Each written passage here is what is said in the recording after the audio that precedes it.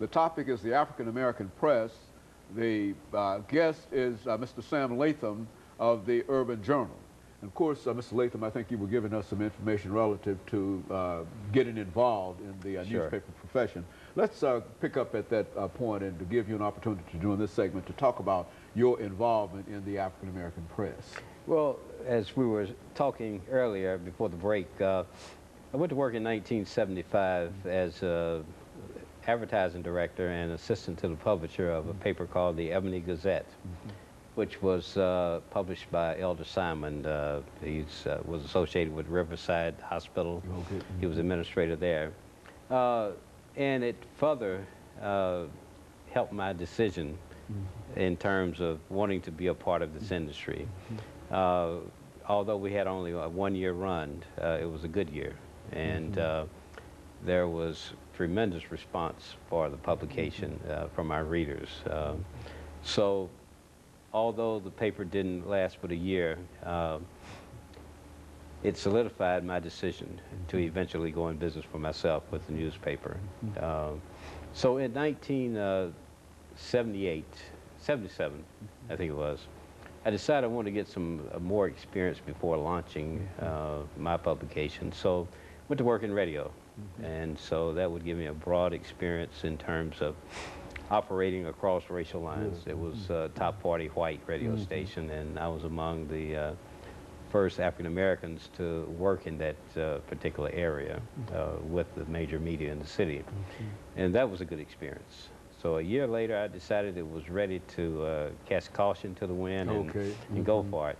So I launched a publication, the Metropolitan Times, which had a real long run, about 18 years, in the city, and it experienced the normal growing pains, the curve that you have to traverse in getting a business started. But it was, I guess, a labor of love in terms of putting it together and keeping it going. And as you probably know, that advertising drives the media. And so in that sense, I think we helped pioneer that aspect of it. The radio, WVOL, was already existent, but that was the only, primarily the only black media product in the marketplace.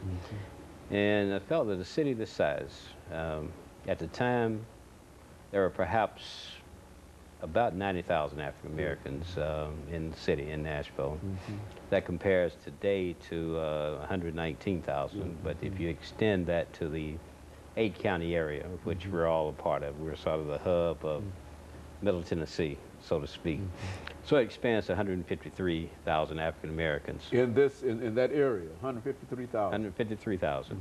And interestingly, you know, a lot of times we perceive ourselves as being poor. Certainly, we don't have the same income per capita as the majority community, but collectively, we represent $2.2 billion of earning and spending power. To put that in perspective, Dr. Haney, let's say that we put those 153,000 people in a geographical area and called it Chocolate City, Tennessee. It'd be the 6th largest economy in the state of Tennessee. So it's very valuable. Very powerful. Yes, it is. Economically. Yes. So to further break that down, that $2.2 billion, we spend almost $400 million a year buying groceries, $200 million a year buying cars. But sadly, we don't represent those industries. We're grand consumers. Now, from an advertising perspective, it's good, but not as good as it should be, in that our job is to package this demographic and to sell it, rent it to those retailers who want to cultivate this market. So in that sense, it's a tremendous market potential. But it's hard to realize that market potential. Is that what we're saying? Well, a lot of the problem, Dr. Haney, is that the people who make those decisions don't look like us. And a lot of times these are people who never had the black experience, or had never been around the black experience, don't understand it that much. So they're making those decisions without full knowledge of how it impacts. So sometimes you don't get an opportunity to sit down and talk with them in depth to help them understand just how enormous the spending potential is in the African American community. Many operate off of stereotypes. They know that the market is there, but they don't understand exactly They don't understand it, and the second problem is that they take it for granted. It's almost like in the political arena, saying the Republicans write us off and the Democrats take us for granted. So they feel that the major media is enough to reach African Americans. That's not true. It's simply not true. Every figure I've seen. You can demonstrate that that's not Oh, sure, sure. And if you look at zip code by zip code in the city, track by track, that's tracks are part of the zip codes. And you look at the penetration of the major media, it's just not there. On the other hand, we reach more African American homes than any single medium in the city. I mean, any single medium, whether it be a television station, the Tennessean, any of them. So that's what we do. You've got access to that 150,000 individuals. Sure. You know that they're there. Oh, sure. And they know that you're there. Right.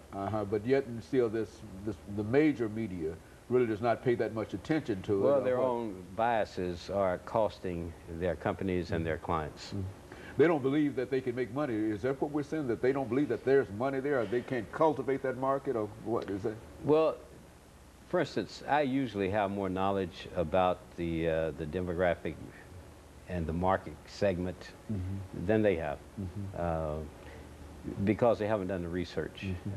I spend probably 3 weeks every year digesting the census, because that's my business. And I say that I'm an expert on black consumer spending and mores.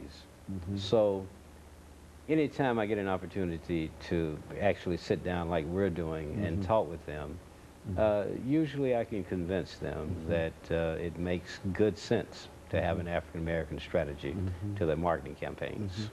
Well, it seems to me with that kind of representation of African Americans, 150,000 in the general area, that would be sort of a given that you would have that kind of representation. And even if you might take that market for granted, that market still has to be exploited, is that?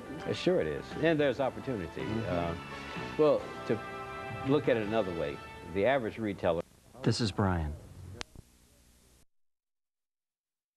The topic is the African American